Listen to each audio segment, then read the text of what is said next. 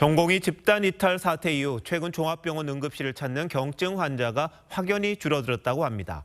의료진 사이에선 이제야 응급실이 진짜 응급실다워졌다 이런 말이 나온다는데 그동안 그럼 우리 응급체계에 어떤 문제가 있었던 건지 따져보겠습니다. 자, 김자민 기자, 응급실 이용하는 경증 환자가 그럼 그동안 그렇게 많았다는 거잖아요. 네, 우리나라는 응급 환자를 5단계로 분류합니다. 이 심정지 환자와 3대 중증 응급 질환자 등 레벨 3까지가 중증이고 장염과 감기 등은 레벨 4, 5에 해당해 경증 환자로 분류됩니다. 2022년 응급실 이용자의 절반이 경증 환자였습니다. 분초를 다퉈야 하는 응급 상황인 레벨 1, 2단계 중증 환자의 7배에 달합니다. 병원에서 환자 상태 보고 선별해서 받고 안 받고 그렇게 할 수는 없는 겁니까? 네, 그렇습니다. 환자를 가려받으면 의사들이 형사처벌을 받을 수 있습니다. 네, 의료법상 진료를 정당한 사유 없이 거부하는 경우 1년 이하의 징역 또는 1,000만 원 이하의 벌금에 처해집니다. 형사 고소까지는 아니더라도 환자들이 보건소에 민원을 넣기도 합니다.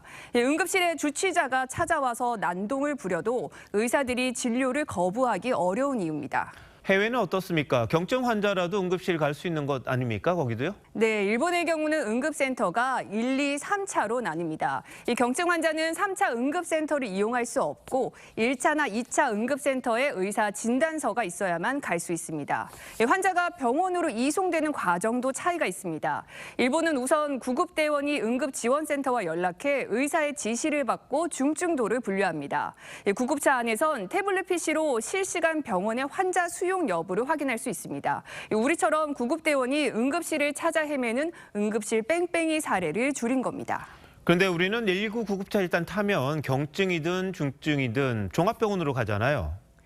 네, 그렇습니다. 지난해 실시된 설문조사에 따르면 국민 4명 중 1명이 경증으로 대형병원 응급실을 찾았고 119 상담에 따라서 응급실에 갔다란 답이 가장 많았습니다.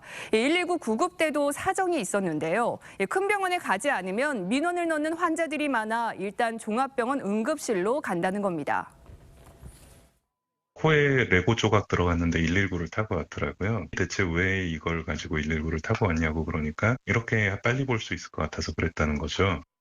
119 구급차 무료죠. 그리고 응급실 비용도 그렇게 크지가 않으니까 이렇게 마음대로 가는 것 아닐까요? 네, 경증 환자가 종합병원 응급실을 이용해도 응급의료 관리비는 10만 원 이하이고 이마저도 실손보험으로 환급받습니다. 이 때문에 의료계에선 경증 환자의 본인 부담금을 높이고 실손보험 혜택을 조절해야 응급실에 경증 환자가 몰리는 걸 막을 수 있다고 지적합니다. 가장 개선이 필요한 거는 일단 자기 부담률을 더 높이는 게 중요할 것 같고요. 경증이라고 나왔을 경우에는 이송비 자기 부담률을 측정하는 방법도 필요하지 않나.